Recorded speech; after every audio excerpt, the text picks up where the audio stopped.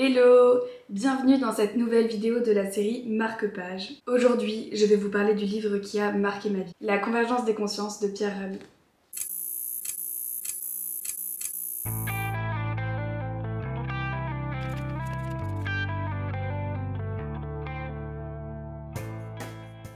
Ce livre, je l'ai lu en 2016. J'étais au lycée, j'étais un peu perdue, comme beaucoup de gens à cette époque-là, et c'est aussi un moment de notre vie où on doit faire de grands choix. Par exemple, le choix de nos études, donc le choix de notre métier. C'est par ce livre que j'ai découvert les écrits de Pierre Rabhi, un philosophe agroécologiste qui a créé de nombreuses associations et a écrit de nombreux ouvrages que j'ai lus pour la plupart. En l'occurrence, La convergence des consciences, je vois ça comme un recueil de pensées. L'auteur y partage ses réflexions, en 3 lignes à 3 pages, et traite de la majorité des enjeux sociétaux actuels. Ce qui m'a le plus marqué lors de ma première lecture, c'est la découverte de l'agroécologie. J'ai vraiment pris conscience que l'agriculture était au centre de nos vies. C'est la base de tout. Notre santé dépend en grande partie de la qualité de notre alimentation. La qualité de notre alimentation dépend majoritairement de la qualité de la production. Et la qualité de la production dépend essentiellement de la qualité du sol sur lequel elle est produite. Autrement dit, notre santé dépend de la qualité de notre environnement. Et c'est là où l'agroécologie prend tout son sens. L'agroécologie, c'est l'alliance de l'agriculture et de l'écologie, au service d'une agriculture viable, vivable et équitable. En réalité, c'est un terme qui en englobe beaucoup d'autres, et je vais pas m'étaler sur le sujet dans cette vidéo car j'en ferai une vidéo dédiée. Après la lecture de ce livre, je savais que je voulais dédier ma vie, ou en tout cas ma carrière professionnelle, au développement de l'agroécologie. Et du coup, j'ai choisi des études en ce sens. Mais comme je l'ai dit plus tôt, ce livre ne parle pas que d'agroécologie. Pierre Rabhi y aborde beaucoup de sujets importants. Tout d'abord, ce livre dresse un constat. Il y a une augmentation de la consommation d'anxiolytiques, une certaine tristesse latente dans la société et moins de convivialité.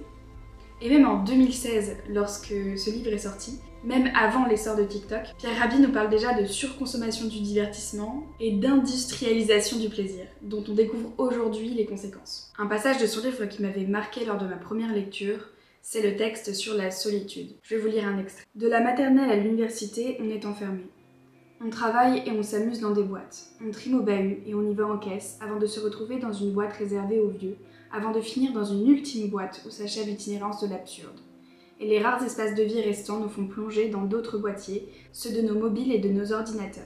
Il y a également une autre petite histoire qui m'a marquée lors de ma première lecture et je vous la raconte. C'est l'histoire d'un pêcheur africain dont la journée s'achève. Il laisse sécher ses filets et repose non loin de sa barque. Arrive un homme à la mine sérieuse et empressée. Il s'approche, scrute la barque et s'adresse au pêcheur.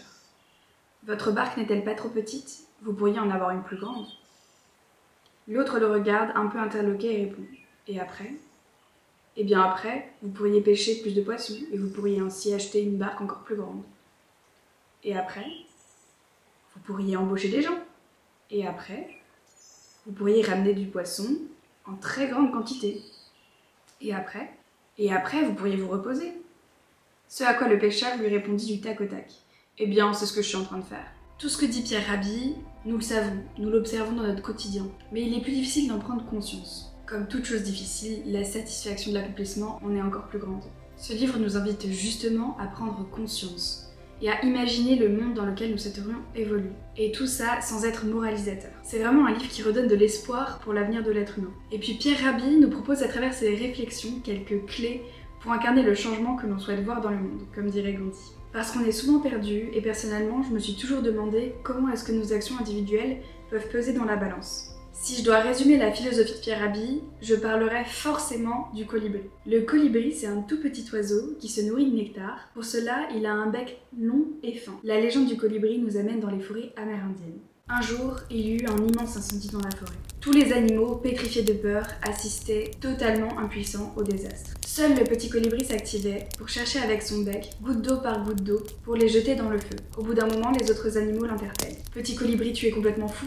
Ce n'est pas avec ces gouttes d'eau que tu vas éteindre l'incendie ?» Et le colibri répondit « Je le sais, mais je fais ma part. » En lisant cette légende, je me suis demandé ce que je préférais faire. Attendre et constater les dégâts, ou agir même si mes actions paraissent dérisoires et inutiles. À partir de ce moment-là, j'ai décidé d'agir. Et je me suis vite rendu compte que mes actions étaient ni dérisoires ni inutiles. Ce que j'ai remarqué avec les années, c'est que lorsque l'on est passionné, lorsque l'on est convaincu, on arrive à convaincre autour de nous. Nos actions individuelles se transmettent à nos proches, qui les transmettent à leur tour. Donc en réalité, une petite action peut faire la différence.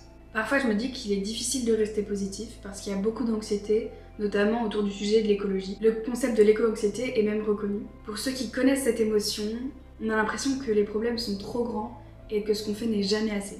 Quand je me fais cette réflexion, je repense à la légende du colibri et je me dis que d'une part, je ne ferme pas les yeux, que j'ai conscience et que je fais de mon mieux avec ce que j'ai et le contexte social dans lequel je suis. Je pense également traiter le sujet de l'éco-anxiété dans une vidéo parce que je pense que c'est un sujet qui doit être traité dans sa globalité. Pour préparer cette vidéo, j'ai bien sûr relu La convergence des consciences. Cette deuxième lecture a été très différente de la première. C'est sûr qu'à l'heure actuelle, l'agroécologie n'est plus une découverte pour moi, mais ça m'a permis de revenir aux origines du choix qui a grandement impacté ma vie. Il y a un passage du livre qui m'a grandement marqué dans cette deuxième lecture et qui ne m'avait pas marqué dans la première. C'est le texte sur la peur. Je vais vous citer le passage en question. Le premier scope de l'enfant devenu adulte, c'est lorsqu'il apprend qu'il est mortel et donc provisoire sur Terre. La peur s'installe et l'aspiration à la sécurité réveille l'imaginaire et engendre des consolations métaphysiques.